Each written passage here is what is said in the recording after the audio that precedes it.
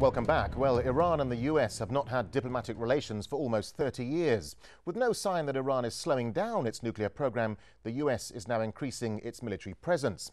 In March, the US Navy conducted extensive exercises in the Gulf, just miles from Iran's coastline. US Navy officials say exercises are aimed at assuring regional allies of US commitment to Gulf security. On Wednesday, 9 US warships, including 2 aircraft carriers, entered the Gulf to join the 2 carrier groups already there. The US military presence in the Gulf is the largest since the invasion of Iraq in 2003. Wednesday's build-up comes just days before US and Iranian delegates are scheduled to meet in Baghdad to discuss possible solutions to the escalating crisis in Iraq. Well, let's rejoin our guests, shall we? Because from London we have John Large, an independent nuclear consultant, and Abbas Edalat, founder of the Campaign Against Sanctions and Military Intervention in Iran. And from Washington, Dr. Trita Parsi. He's the president of the National Iranian-American Council. Trita Parsi, let me start with you there in Washington, if I may. How do you assess the fears and concerns of a broader regional crisis that could involve military action? I think it's still there. I think a lot of people may be mischaracterizing the situation, thinking that the risk for a military confrontation has reduced significantly. I think it has reduced, but it's still there. And I think what we have to do when we take a look at this situation is not necessarily to go so much into who is right and who's wrong, but to look at whether the strategy that currently is being pursued is an effective and successful one. And there I think we would easily conclude that we're not really getting to the point that we want to get.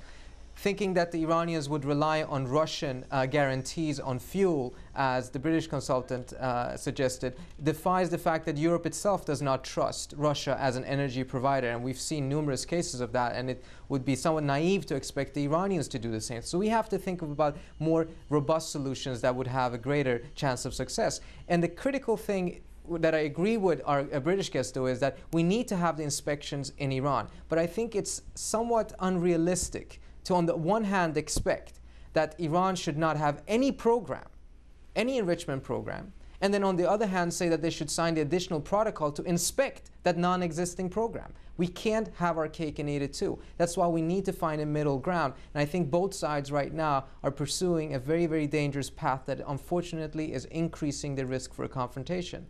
Abbas Edalat in London, let me come to you because you're the founder of the Campaign Against Sanctions and Military Intervention in Iran. Do you think the right people are listening to your message? I think so. I think the overwhelming majority of the international community, the non-aligned movement, the Islamic countries, they all agree that Iran should have its rights for civilian nuclear technology. They back Iran in its standing against the US and its European allies, and they support Iran.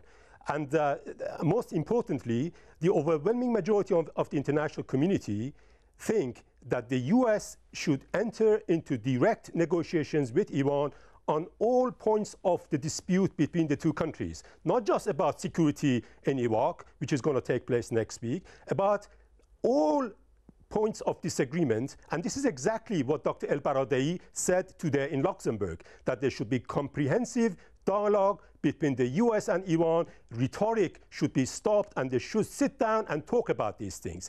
When Iran has invited Western companies to come for a joint venture to develop its civilian nuclear technology, this indicates that Iran absolutely has got nothing to hide.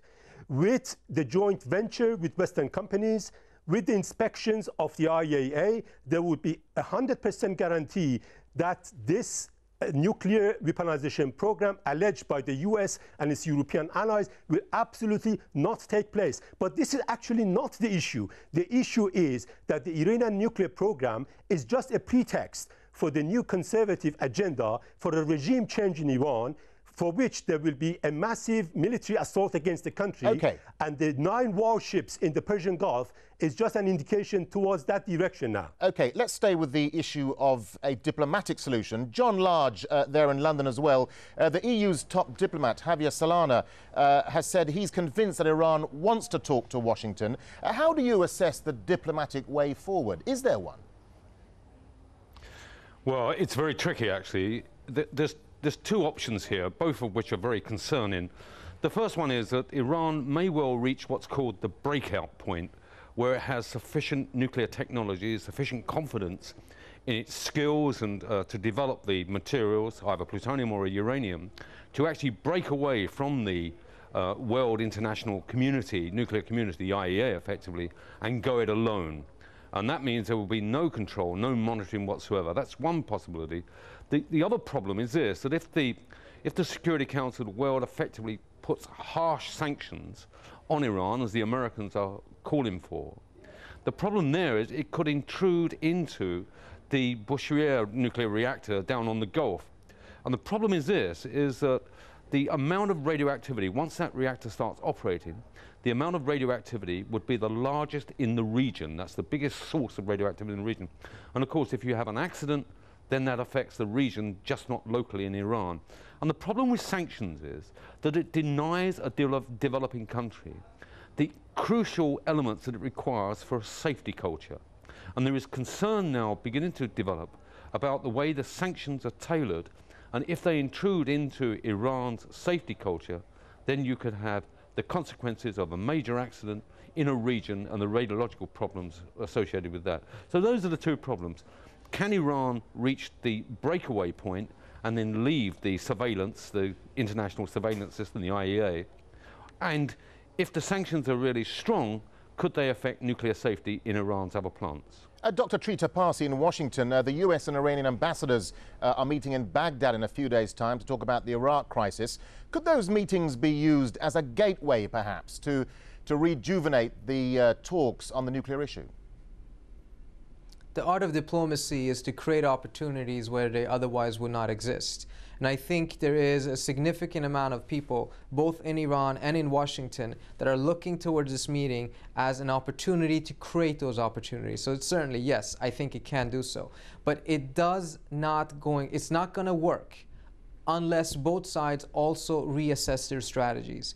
If the United States is going to insist on having a complete suspension of the Iranian program in order to be able to engage it in more robust discussions, unfortunately, I believe we're going to see a continuation of the current situation, which is that strategy only wins Iran more time. They're going to be able to progress with their program. They're going to create new facts on the ground, and the breakout scenario that was mentioned may become a reality. That's why Belbaradei is emphasizing that this strategy of having a precondition for the discussions has turned out to be completely counterproductive from a non-proliferation perspective. Abbas Edlat in London, let me get a final thought from you, if I may. What sort of compromise would Tehran be prepared to make to avoid military action and drag the region into a wider conflict, perhaps?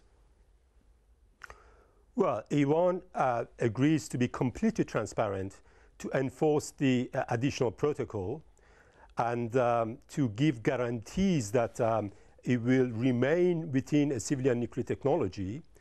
That it has invited, in fact, Western companies for a joint venture, as I mentioned before.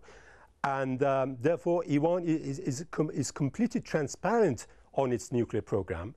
And therefore, there is no cause for alarm, unless there is a hidden agenda by the US, as Brzezinski, for example, has pointed out. Brzezinski pointed out on the 1st of February in a Senate committee in the US. Brzezinski, you know, is a national security advisor under President Carter, is a well-established political figure in the US. He said that the present US strategy related to Iran will inevitably lead to a military confrontation. Okay.